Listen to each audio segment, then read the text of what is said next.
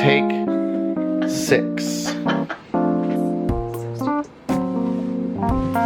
Okay, I'll be done in a second.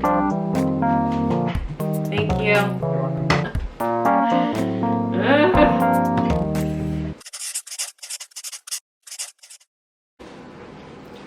What is up, everybody, and welcome to my YouTube channel with Love from Scratch.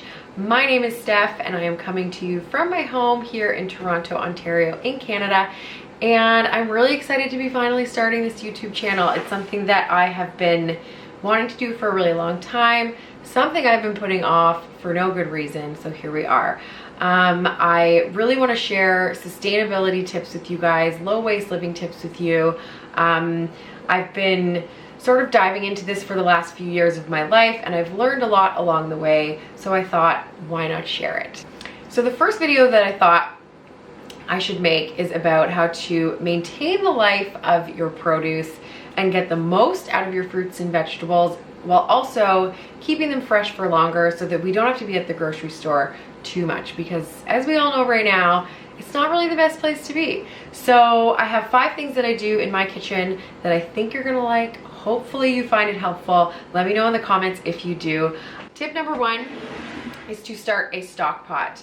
This is just a container you keep in your freezer where you keep all of your veggie scraps, tops and tails, peels, skins, and as soon as this container of mine is full, I dump it into a pot, I cover it with water, I add a bit of salt, add some aromatics, bring it to a boil, let it simmer for about 3 hours, and then boom, I have fresh homemade veggie stock. This is something that's really simple. If you cook a lot at home, it shouldn't be a hard thing to incorporate, and it saves you money because you're not buying it from the store. You're in control of what goes in it, and it's not hard to do at all. So that's tip number 1. Tip number 2 is to keep herbs like this parsley in a glass jar in your fridge. I find that these types of herbs, parsley, dill, cilantro, will wilt pretty quickly if you keep them in the package that you bring them home from the grocery store in. This keeps it really fresh by adding water to the jar. I wash it once I get home, so I'm ready to use this anytime I need it. And also, because it's standing up in your fridge, you tend to see it more, so you're gonna use it more and you're not gonna let it go bad. Tip number 3 is keeping things really crisp when you bring them home, like lettuce and kale. I use this bag that is called a swag bag. Essentially what this is like a cotton material on the outside. All you do is moisten this bag. Whatever is inside is going to take the moisture from the bag and keep itself very crisp. Right now I have lettuce in here.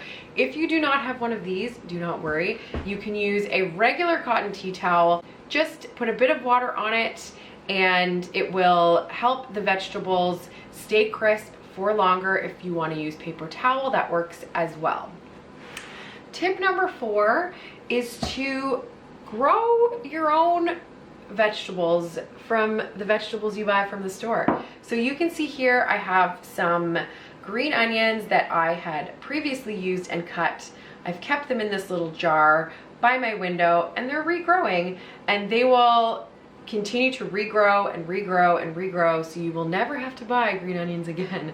But seriously, this will continue to grow like this for as long as you continue to do it. I am also attempting right now to do the same thing with lettuce. I will let you know how it goes. Stay tuned.